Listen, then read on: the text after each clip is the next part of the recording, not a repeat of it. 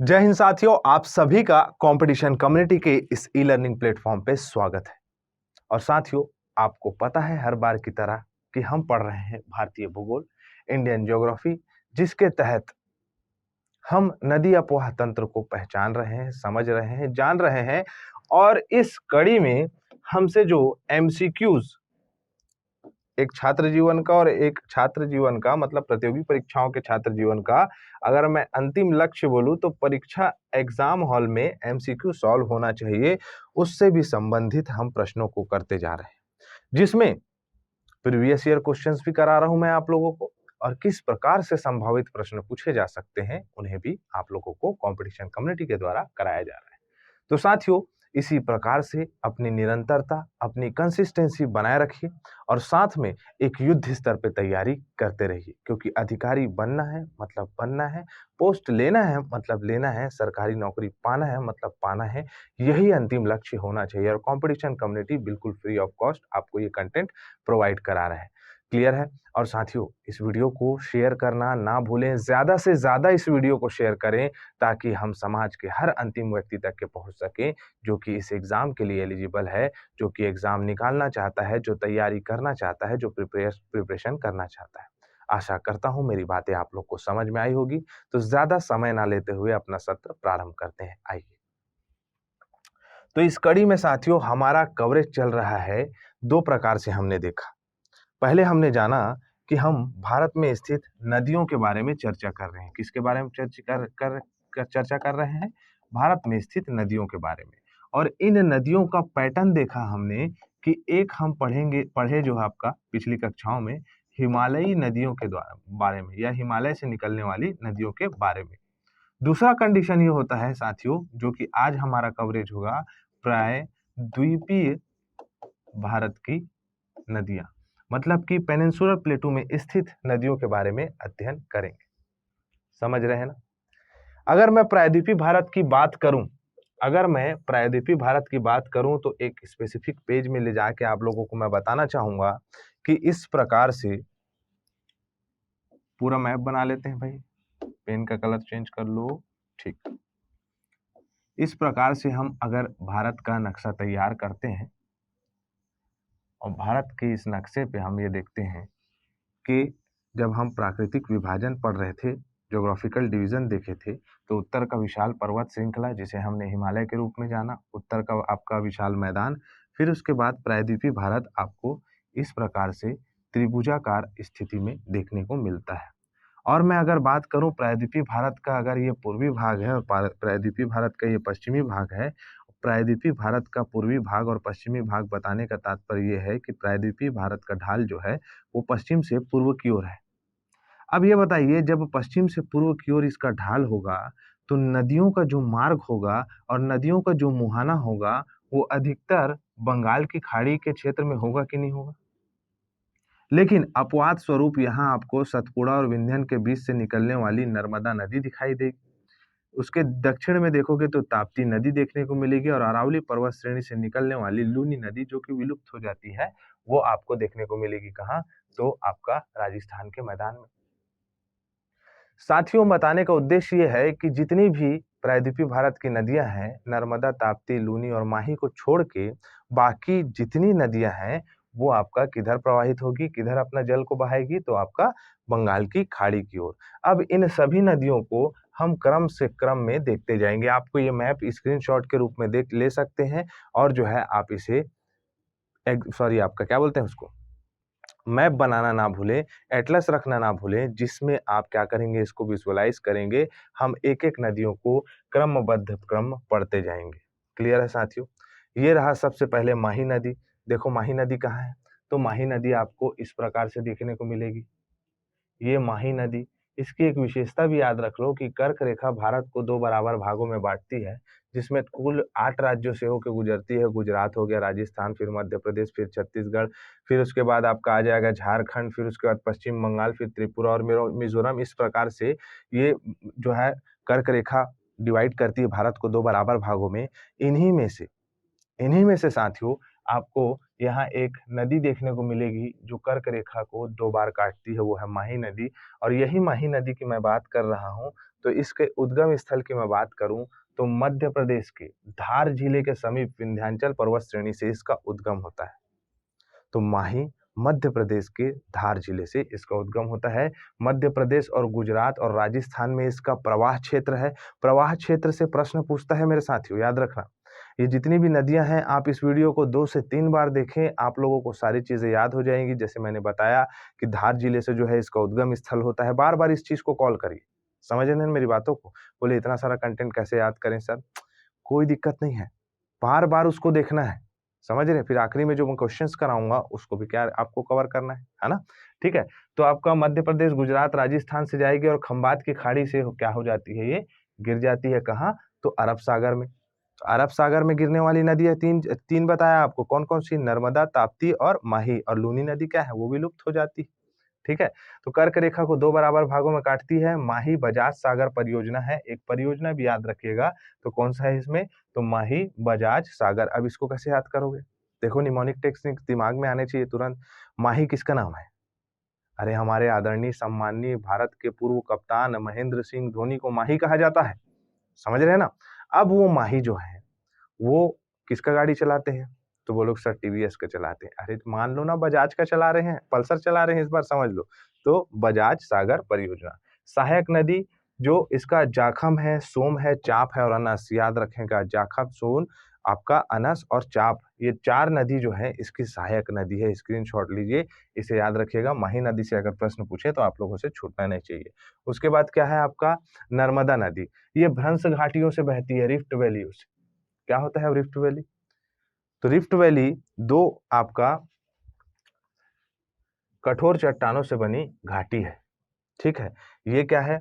जब एक समय काल में, अब इसकी कहानी बतानी पड़ेगी मेरे को आपको, तो बता देता हूं। देखो साथियों, कहानी समझना है। एक समय काल था, इस प्रकार से हम भारत का नक्शा बना लेते हैं। अरे भारत का नक्शा हम बना लेते हैं इस प्रकार से। अब देखो समझना ना, ये आपका हम भारत इस प्रकार से समझ सकते हैं। देखो साथियों, एक टाइम पीरियड है जिसमें जियोलॉजिकल टाइम स्केल से तो जहां तक के प्रश्न पूछता नहीं है, लेकिन पर भी से याद रखिएगा कि सिलुरियन पीरियड की बात है। सिलुरियन पीरियड की बात है। क्या बताया मैंने? सिलुरियन। सिलुरियन पीरियड से कार्बोनिफेरस टाइम, इसको याद भी ना रखें तो अभी आपके परीक्षा के लिए उतना महत्वपूर्ण नहीं है। जब आप बड़े एग्जाम के लिए जाएंगे तो उस समय आपके लिए लाभप्रद होगा। लेकिन चलो आओ, सिलुरियन टाइम पीरियड से लेकर कार्बोनिफेरस टाइम युग के तक के देखते हैं हम कि एक समय काल होता है सिलुरियन टाइम पीरियड में।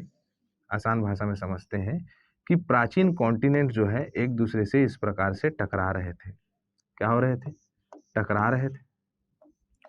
इस प्रकार से अगर टकरा रहे हैं तो जुड़ाव भी होगा। अगर कोई घुसा मारेगा तो चेहरे में फूलेगा भी और दांत टूटेगा भी।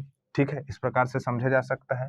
तो हमें यह देखने को मिलता है कि सिलुरियन टाइम पीरियड में अरावली पर्वत श्रेणी का निर्माण होता है। गौर से सुनिएगा, कहानी याद रखिएगा, जीवन भर याद रहेगा। उसी के साथ साथ आपका देखने को मिलेगा कि ऊपर में विंध्याचल पर्वत श्रेणी और सतपुड़ा श्रेणी इस टाइम पीरियड के बीच में, खोजने मत निकल जाना, लेकिन मैं कहानी बता रहा हूँ सिर्फ। तो इन टाइम पीरियड के बीच में जो है इस प्रकार की घटना हमें देखने को मिलती है। और जब घटना हुई तो ये क्षेत्र जो अरावली वाला बना, ये बना वलन की वजह से। ठीक है, पिछले वीडियो में मैंने बताया है, जाके देख सकते हैं। वलन की वजह से हुआ। लेकिन ये जो बना घाटी, क्या बना आपका? इसके बीच मतलब विंध्याचल पर्वत श्रेणी और आपका सतपुड़ा पर्वत श्रेणी, इसके बीच का जो क्षेत्र बना, तो ये बना आपका किस वजह से? तो ये बना भ्रंश की वजह से, जिसे हम इंग्लिश में फॉल्टिंग भी बोलते हैं। अब ये भ्रंश बनता कैसे? तो देखो, जब 2 अभिसारी प्लेटें इस प्रकार से, याद रखना है मेरे साथियों, जब इन दोनों के बीच में आमने सामने से अगर कंप्रेशन फोर्स लगेगा तो यहाँ पर स्थित जो भी अवसाद होंगे या जो भी मिट्टी होगी उनका वलन होगा। और 2 अभिसारी प्लेट क्या लग रही? कंप्रेशन फोर्स लग रहा है। ठीक है, आगे आमने सामने से। लेकिन जब यही दो अभिसारी प्लेटों में विपरीत बल लगे, टेंसाइल फोर्स लगे, तनाव बल लगे इन दोनों के बीच में, तो नीचे वाला भाग जो है वो धंस जाता है और यही धसाव की वजह से इस क्षेत्र में क्या हो जाता है, खाड़ी का निर्माण हो जाता है और खाड़ी का निर्माण हो जाता है और नदियों को वहां से मार्ग मिल जाता है और जो है नदी के मार्ग बनाते हुए ये जाकर सागर में समाहित हो जाती हैं। तो वही भ्रंश घाटी जो है आपको देखने को मिलेगा किसके बीच में, तो आपका नर्मदा और सॉरी आपका विंध्याचल पर्वत श्रेणी और आपका सतपुड़ा श्रेणी के बीच में, जो कि भारत के प्रायद्वीपीय भाग का हिस्सा है, उसे भ्रंश घाटी कहते हैं। अब इन भ्रंश घाटियों में बहने वाली नदियां कौन कौन सी है, तो नर्मदा है, लिख लो, ताप्ती है ना, माही है ना, ये सारी नदियां क्या है, वो आपका भ्रंश घाटियों में बहने वाली है। साथ ही साथ अगर पूछेगा कि बंगाल की खाड़ी में गिरने वाली या बंगाल की खाड़ी में गिरने वाली जो है आपका कौन सी नदी है जो भ्रंश घाटियों में बहती है, तो दामोदर नदी बहती है। और ये दामोदर नदी डायरेक्ट नहीं गिरती है। दामोदर नदी जो है वो गंगा नदी की एक वितरिका है, हुगली नदी उसकी सहायक नदी है। ठीक है, आगे में देखेंगे। इसका उद्गम स्थल का बात करें तो अमरकंटक के मैकाल पर्वत श्रेणी से निकलेगा। विंध्याचल पर्वत और देखेंगे कि विंध्याचल पर्वत और सतपुड़ा के बीच में क्या है, नर्मदा नदी स्थित है। मध्य प्रदेश की सबसे बड़ी नदी जीवन रेखा के नाम से जाना जाता है। तवा, बंजर, शेर और ओरन संग ये जो है इसकी सहायक नदी है। धुआंधार जलप्रपात बताओ कौन से राज्य में स्थित है। बहुत ही मनमोहक और बहुत ही मनोरम दृश्य देखने को मिलता है हमें इस धुआंधार जलप्रपात में। सरदार सरोवर परियोजना इसी में ही है, खंबात की खाड़ी में जाके गिर जाती है। क्लियर, आगे बढ़े। महानदी की बात करें तो ये छत्तीसगढ़ की जीवन रेखा कहलाती है। सिहावा पहाड़ी से निकलती है, रायपुर छत्तीसगढ़, ये गलत टाइपिंग हो गया है, याद रखिएगा कहाँ से निकलती है, धमतरी छत्तीसगढ़ से इसका उद्गम होता है। छत्तीसगढ़ और उड़ीसा में बहने वाली नदी है। सहायक नदी कौन सी है, तो तेल नदी है, जोक नदी है, ओंग है, शिवनाथ है, मांड है, ईप है, ये इसकी सहायक नदी है। प्रायद्वीप और उसके बाद पारादीप के पास बंगाल की खाड़ी में गिर जाती है और हीराकुंड बांध जो है इसमें स्थित है। देखो कितने सारे फैक्ट्स एक नदी से, तो नदियों से याद रखिएगा, इस प्रकार से प्रश्न पूछे जाते हैं। बिल्कुल अपने कंटेंट पे ध्यान देना। क्लियर, आगे बढ़े। उसके बाद है कृष्णा नदी। अब नीचे की ओर जा रहे हैं। कृष्णा नदी में क्या है, तो महाबलेश्वर के निकट से निकलेगी पश्चिमी घाट से। कृष्णा नदी महाराष्ट्र, कर्नाटक, तेलंगाना और आंध्र प्रदेश में बहेगी, बंगाल खाड़ी में गिर जाती है जाके। तुंगभद्रा, कोयना, भीमा, मूसी, यहाँ से प्रश्न पूछता है मेरे साथियों, याद रखना। तुंगभद्रा, कोयना, भीमा, मूसी इसकी सहायक नदी है। क्लियर है। कृष्णा नदी और गोदावरी नदी आंध्र प्रदेश भारत में दूसरा सबसे बड़ा डेल्टा बनाती है। तो सबसे बड़ा किसका बनता है, तो गंगा और ब्रह्मपुत्र का सबसे बड़ा डेल्टा। और सेकंड नंबर में पूछेगा तो कौन है आपका, तो आपका कृष्णा और आपका किसका बताया, आंध्र प्रदेश के निकट गोदावरी नदी का। कृष्णा और गोदावरी नदी का सेकंड नंबर का आपका क्या बनेगा, डेल्टा बनेगा। ठीक है, क्लियर है। और अधिकतर नदियां जो कि बंगाल की खाड़ी में गिरती हैं वो क्या बनाती है, तो वो बनाती है आपका डेल्टा। और याद रखिएगा ज्वार नदमुख या एस्चुरी की बात करूं, किसकी बात कर रहा था मैं, वापस मैं आप लोग को लेके चलता हूं किसमें, नर्मदा में, नर्मदा नदी में। पूछेगा एक प्रश्न कि कौन सी नदी ज्वार नद मुख या इसे ही कहेंगे क्या, एस्चुरी इंग्लिश में, ये कौन सी नदी बनाती है, तो कौन कौन सी बनाती है, नर्मदा और आपका ताप्ती या तापी नदी, ये दोनों नदी। अब ये ज्वार नदमुख है क्या, ये भी तो समझ में आना चाहिए, ज्वार नदमुख है क्या भैया। ज्वार नदमुख से तात्पर्य मेरे साथियों, जब नदी का मुहाना या नदी जहां से जो है सागर में मिलती है ना, यहाँ मिटाल के बताऊं, चलो यही बताता हूँ।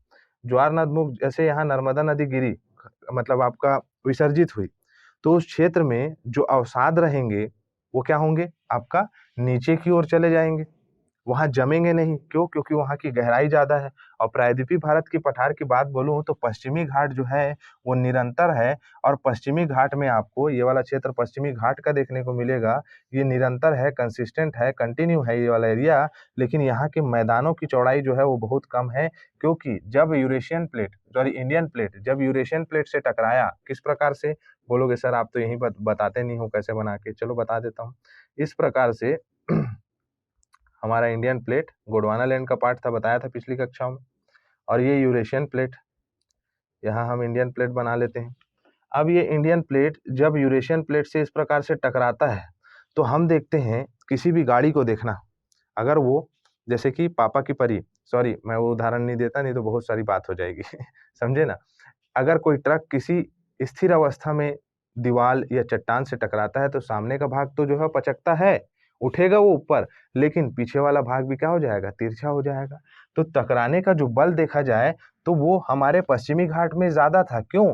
क्योंकि जब यूरेशियन प्लेट इंडियन प्लेट से टकरा रहा है तो वो थोड़ा-सा क्या था, तिरछा था, टिल्ट था, बताया था पिछली कक्षा में। तिरछा होने की वजह से जो है आपका हमें देखने को मिलता है कि पश्चिमी घाट जो है कंसिस्टेंट है और यहाँ आपको क्या नहीं मिलेगा, यहाँ आपको मैदान कम मिलेगा और ये क्षेत्र में जो है आपका मैदान कम मिलेगा, मतलब समुद्र की गहराई ज़्यादा है।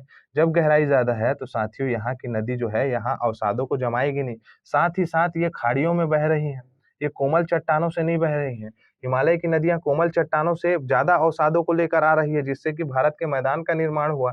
तो हम ये देखते हैं कि यहाँ जो है नदियाँ सीधा कहाँ हो जाती है, समुद्र के, तो यहाँ की जो नदियाँ हैं वो अवसादों को सीधा नीचे लेके चले जाती हैं। तो जहाँ आपको देखने को मिलेगा नदी का जल और आपका समुद्र का जल एक साथ मिल रहा है तो उस क्षेत्र को क्या बोल देंगे, एस्चुरी बोल देंगे। क्लियर है? आगे बढ़े, चलो। तो ज्वारनाथ मुख या एस्चुरी इसे ही कहा जाता है। क्लियर है? अगला कहाँ गया भाई, कहाँ थे अपन, डेल्टा और एस्चुरी क्लियर हुआ। गोदावरी नदी, गोदावरी नदी दक्षिण भारत की सबसे लंबी नदी, ठीक है, प्रायद्वीपीय भारत की सबसे लंबी नदी, 1465 किलोमीटर इसकी लंबाई है। प्रश्न कई बार पूछा हुआ है, याद रखना है। त्रयंबकेश्वर नासिक से निकलेगा ये। बूढ़ी गंगा कहा जाता है, दक्षिण की गंगा कहा जाता है इसे। क्लियर? सहायक नदी पेनगंगा, इंद्रा, ये जो है इंद्रावती होगा, क्या होगा, इंद्रावती, ठीक है, इंद्रावती होगा। उसके बाद प्राणहिता, पूर्णा, वर्षा, मंजरा, वेनगंगा, सबरी, ये इसकी क्या है, सहायक नदी है। महाराष्ट्र में बहेगी, मध्य प्रदेश में, छत्तीसगढ़ में इसका अपवाह तंत्र आता है, ये इंद्रावती नदी अपवाह लेके चलती है इसका। ओडिशा, तेलंगाना, आंध्र प्रदेश, ये सभी क्षेत्र जो है इसका अपवाह क्षेत्र के अंतर्गत आते हैं। इसे नोट करना ना भूले, अपवाह क्षेत्र से प्रश्न पूछता है। यह प्रायद्वीपीय भारत की सबसे लंबी नदी है। आगे बढ़े। उसके बाद है साबरमती नदी, गुजरात में साबरमती के संत तूने कर दिया कमाल, गुजरात वाला क्षेत्र। उदयपुर अरावली श्रेणी, इस नदी का जल अभाव रहता है, जल के अभाव रहता है, बहुत कम रहता है। अहमदाबाद गुजरात शहर इसी के तट पे स्थित है। लास्ट में एक प्रश्न पूछूंगा तट पे स्थित आपका शहर के बारे में आप लोगों से, आप लोग का कर्तव्य बनना चाहिए कि उसका आंसर दें। बहुत लोग जो है नहीं देते हैं वही आंसर, आंसर दिया करो, ठीक है। खंबात की खाड़ी में गिर जाती है। फिर उसके बाद ये जो है इसकी सहायक नदी है, वात्रक, आपका माजम हो गई, सेई हो गया, साबरमती, ठीक है। ये साबरमती बार बार लिखा गया है लेकिन वाफल जो है इसका सही आंसर होगा। आगे बढ़े। अगला है लूनी नदी। लूनी नदी अजमेर के दक्षिण पश्चिम से अरावली पर्वत श्रृंखला से निकलेगी, राजस्थान गुजरात में इसका प्रवाह क्षेत्र है और कच्छ के रण में जाके विलुप्त हो जाती है, गायब हो जाती है। मतलब कि ये नदी धरातल के अंदर बहेगी, तो धरातल में अंदर बहने वाली नदी के बारे में पूछेगा तो क्या बताओगे, आपका लूनी नदी। क्लियर है? उसके बाद जवाई खारी, जोजड़ी, जवाई, खजाई और जोजड़ी इसकी सहायक नदी, याद रखिएगा। जोजड़ी नदी से प्रश्न पूछा जा चुका है। रेगिस्तान गंगा कहा जाता है इसे। यह एक अंतर्वाही नदी है। अंतर्वाही नदी मतलब जमीन के अंदर में बहने वाली। कावेरी नदी कौन सी है, तो ब्रह्मगिरी पहाड़ी से निकलेगी। कुर्ग को पूछा हुआ है कई बार, याद रखिएगा, कुर्ग से निकलती है ये। कुर्ग कर्नाटक और तमिलनाडु में बहेगी। लक्ष्मण तीर्थ और काबिनी, आपका सुवर्णवती, भवनी, हेमवती, है ना, ये सब जो है देखोगे तो सब एक दूसरे की फ्रेंड्स ही नजर आ रही हैं और ये जो है गॉडेस रही हैं, मतलब देवियों के नाम है, तो इसे याद रख सकते हैं आप, ठीक है। उसके बाद है आपका चिरुपल्ली निकट बंगाल की खाड़ी में गिर जाती है। श्रीरंगपट्टनम, शिव समुद्रम और श्रीरंगम द्वीपों का निर्माण करते ही है। इसे बहुत मोस्ट इंपॉर्टेंट याद रखिएगा। अगला है हमारा स्वर्ण रेखा नदी। स्वर्ण रेखा नदी कहाँ है, तो रांची के निकट छोटा नागपुर के पठार से निकलेगी। देखना ऊपर में आपको मैप में दिखाई देगा आपका स्वर्ण रेखा नदी, और झारखंड और पश्चिम बंगाल उड़ीसा से बहती है। और ये जो है इसकी सहायक नदी खरखई नदी, अरु नदी और कांची नदी। साथ में याद रखो दामोदर नदी। दामोदर नदी भी आपको कहाँ मिलेगा, दामोदर, दामोदर नदी ये भी कहाँ निकलेगी, तो छोटा नागपुर के पठार से, छोटा नागपुर के पठार से ये निकलेगी। और इसे जो है क्या कहा जाता है, तो इसे आपका बंगाल का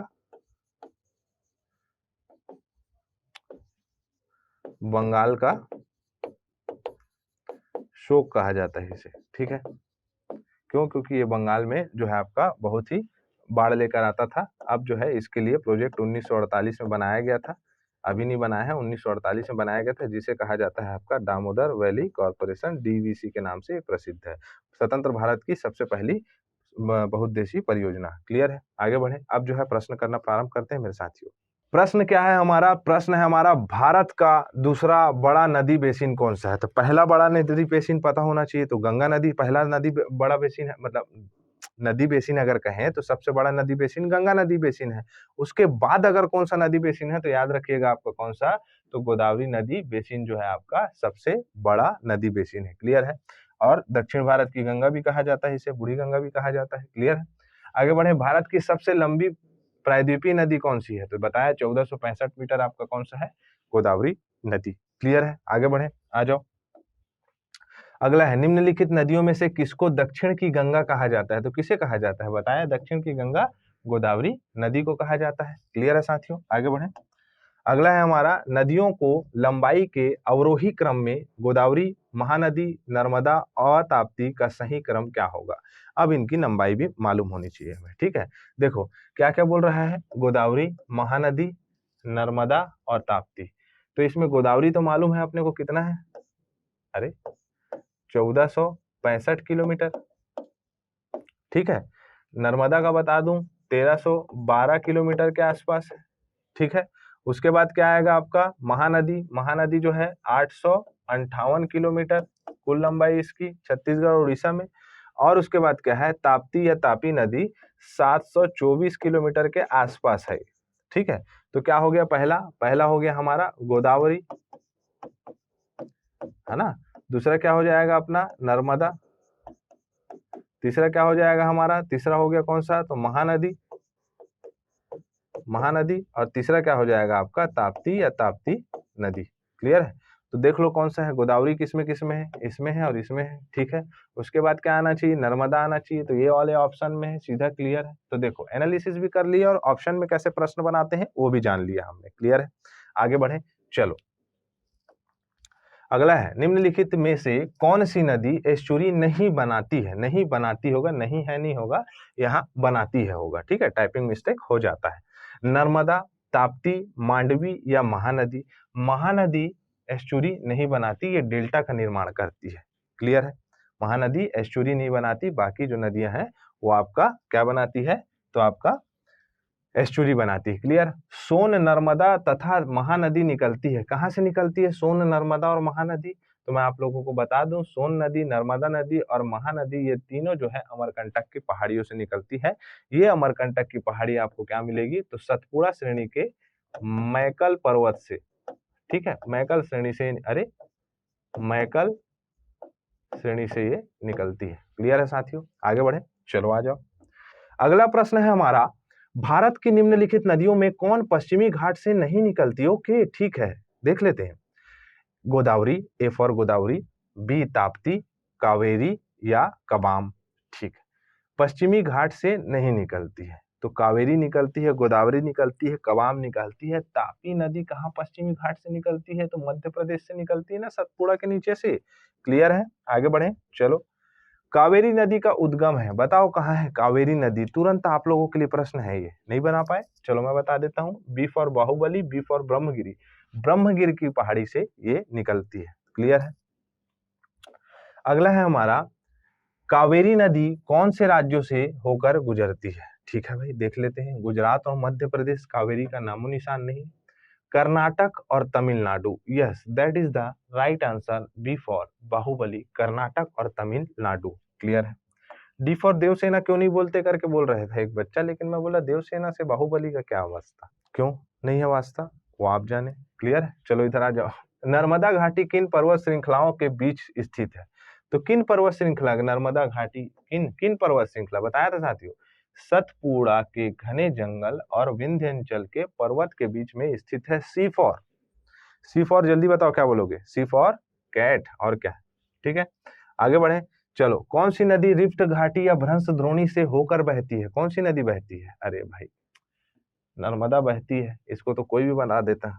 ठीक है, निम्नलिखित में से कौन सी घाटी भ्रंश घाटी से होकर प्रवाहित, अरे फिर से तापी, हाँ ऑप्शन चेंज है यहाँ। ठीक है, ऑप्शन चेंज है, तो नर्मदा और ताप्ती दोनों याद कराना था ना मेरे को। क्लियर? आगे बढ़े। अगला है, कावेरी जल विवाद किन किन राज्यों के बीच है? ओके, ठीक है, देख लेते हैं। तमिलनाडु, कर्नाटक, केरल। तमिलनाडु व केरल के मध्य में, महाराष्ट्र, कर्नाटक, केरल के मध्य में, उपयुक्त सभी तो नहीं। ए फॉर आगे बढ़ जाओ, तमिलनाडु, कर्नाटक और केरल के बीच में, ये तीनों राज्यों के बीच में जो है आपको कावेरी जल विवाद देखने को मिलेगा। आगे बढ़े। अधोलिखित में से कौन सी नदी सबसे लंबी है? ओके, ताप्ती है क्या, महानदी है क्या, कावेरी है या तुंगभद्र है? तो ऑप्शन क्या लेंगे? फटाक से याद रखना है कि कावेरी नदी नहीं, महानदी जो है इससे लंबी है। महानदी कावेरी जो है 805 किलोमीटर के आसपास है और 858 किलोमीटर महानदी है। क्लियर है? आगे बढ़े, चलो। अगला है सूची 1 को सूची 2 से मिलाइए। चलो मिलाओ। क्या है भाई? कावेरी नदी कहाँ से निकलेगी? तो ब्रह्मगिरी पहाड़ियों से, कुर्ग से निकलेगी। तो ये सी का देखो, कुर्ग पूछा है ना, कुर्ग कहाँ है? कर्नाटक। क्लियर? सी का 3 दिखाई दे रहा है कहीं? 1 2 3 ऑप्शन मिला, आंसर निकाल लो। अब मिला लो, गोदावरी नदी कहाँ से निकलेगी? वो गोदावरी नदी जो है त्रयंबक से निकलेगी। देखो यही होगा आंसर। कृष्णा नदी महाबलेश्वर से निकलेगी। क्लियर? और माही नदी मेहद झील से निकलेगी। Option number D is for Devasena. Clear? अगला प्रश्न है हमारा, निम्नलिखित में से किस स्थान से कावेरी नदी का उद्गम स्थल होता है? फिर से आ गया ये वाला प्रश्न, डी फॉर देवसेना। क्लियर है? कोई बात नहीं, याद होना चाहिए। निम्नलिखित में से किस नदी को बंगाल का शोक कहा जाता है? बंगाल का शोक कहा जाता है दामोदर नदी को, और बिहार का शोक कहा जाता है कोसी को। क्लियर है? क्यों? क्योंकि अपने मार्ग परिवर्तन एवं जल का जो है मार्ग परिवर्तन के लिए बहुत प्रसिद्ध है। क्या करते हैं कि उस जगह में जो है आपका देखोगे, कोसी नदी का कारण बताया था कि अगर कोसी नदी जो है 7 धाराओं से इस प्रकार से बनी हुई है और बिहार वाले क्षेत्र में इस प्रकार से, ये बिहार राज्य है मान के चलो, यहाँ से ये कोसी नदी आ रही है। अब ये 7 नदियों में अगर फ्लो ज्यादा हुआ तो ये क्या करेगी? इधर आगे आ गई या इधर बढ़ गई या इधर से कुछ अपने भी तरीका निकाल दी। तो इस प्रकार से ये जो है बंगाल का बिहार का शोक कहा जाता है, कही जाती है। दामोदर नदी जो है ये रिफ्ट वैली से बहती है, भ्रंश द्रोणियों से बहती है। रिफ्ट वैली का कॉन्सेप्ट बताया था। अब जब ज्यादा हो जाएगा पानी और इसका जो है जल धारण क्षमता कम है तो बाहर आ जाएगा पानी। इस प्रकार से बंगाल वाले क्षेत्र में ये क्या कहला देता था? बाढ़ ले आता था। क्लियर? आगे बढ़े। इसीलिए 1948 में डीवीसी आपका दामोदर वैली कॉर्पोरेशन लाया गया था। क्लियर? अगला है, निम्नलिखित में से कौन सी जोड़ी सुमेलित नहीं है? ठीक है, महानदी उड़ीसा में बहती है। क्लियर है? पेरियार नदी केरल में बहती है। सही है। कोसी बिहार में बहती है। कृष्णा नदी गोवा में थोड़ी बहती है भाई। क्लियर? आगे बढ़े, चलो। अगला है, निम्नलिखित में अरब सागर में गिरने वाली नदी कौन कौन सी है? तो अरब सागर में कौन कौन सी नदी गिरेगी? तो ताप्ती नदी गिरेगी, बाकी नदी नहीं गिरेगी। कृष्णा, गोदावरी और आपका महानदी ये कहाँ गिरेगी? तो बंगाल की खाड़ी में गिरेगी। क्लियर है साथियों? आगे बढ़े, चलो आ जाओ। निम्नलिखित में से कौन सी भूमि बंधित नदी है? तो सीधा एक नदी वो कौन सी है? लूनी नदी। लूनी नदी भूमि बंध है, बताया था, राजस्थान और गुजरात वाले क्षेत्र में बहेगी और कच्छ के रण में जाके क्या हो जाती है? विलुप्त हो जाती है। क्लियर है साथियों? आगे बढ़े, चलो। गंगा के बाद भारत की दूसरी सबसे लंबी नदी कौन सी है? तो गंगा के बाद भारत की दूसरी लंबी नदी गोदावरी नदी है। क्लियर? आगे बढ़े। ये प्रश्न आप लोगों के लिए है, सूची 1 को सूची से बिना है। भारत के नगर हैं और नदियां जिनके किनारे वो स्थित है। मैं इसलिए ये वाला प्रश्न दे रहा हूं कि मैं चाहता हूं कि आप कमेंट बॉक्स में बताएं और आखिरी में पूछे गए प्रश्नों का आंसर जरूर दिया करिए। क्या है? लुधियाना कौन से आपका नदी के तट पे है? हैदराबाद किस में है? नासिक किस में है? कोटा किसके तट पे स्थित है? इंग्लिश मीडियम, हिंदी मीडियम दोनों माध्यम में दे दिया हूँ। तो यहाँ सत्र हमारा समाप्त होता है नदी अपोहा तंत्र का। अब नए वीडियो के साथ हम मिलेंगे अगले वीडियो में। तो इसी के साथ मैं इजाजत चाहूंगा। जय हिंद, जय भारत। अगर आप चाहते हैं अपने कैरियर को एक नई दिशा देना और सुनहरे भविष्य को साकार करना, तो जुड़िए कंपटीशन कम्युनिटी के साथ। आज ही हमारे वेबसाइट के कैरियर पेज पर विजिट करें अथवा डिस्क्रिप्शन बॉक्स पर दिए गए लिंक पर क्लिक करें। हमेशा आपके साथ टीम कोको।